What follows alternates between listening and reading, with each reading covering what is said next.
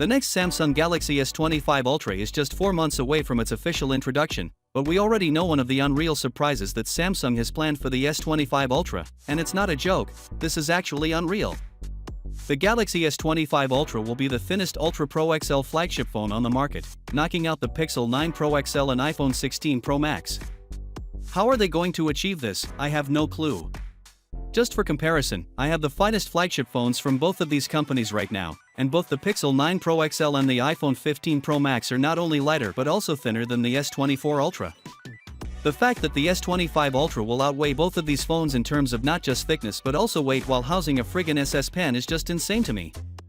We don't know what sort of dark magic Samsung is planning for the S25 Ultra's design, but it's evident that it won't be just a rounded Galaxy flagship. Samsung is cooking up something fantastic, maybe the best designed Galaxy Ultra flagship ever. Also in the news, while we don't have the One UI 7.0 out right now, believe it or not, Samsung is hard at work on not just the One UI 7.0 but also the One UI 7.1, as the very first build of the software was recently spotted for the US carrier-locked version of the Galaxy S25 Ultra. The fact that we're seeing the One UI 7.1 leak this early indicates that Samsung is surely cooking up some crazy features with this software version, which will undoubtedly be based on a 15 and will, of course, be offered right out of the box with the S25 series. Last but not least, Samsung's XR headset is becoming more of a reality by the day.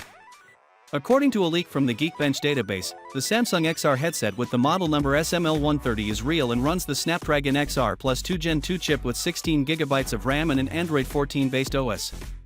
I have to note that the benchmark scores are rather low, so I'm not sure if this is the final performance, but this is the first XR headset created in partnership with Google and Qualcomm, so we'll see how it performs in real life. Finally, what are your thoughts about it? So with that being said, let me know your thought in the comment below, and if you are new here, please subscribe. Peace out.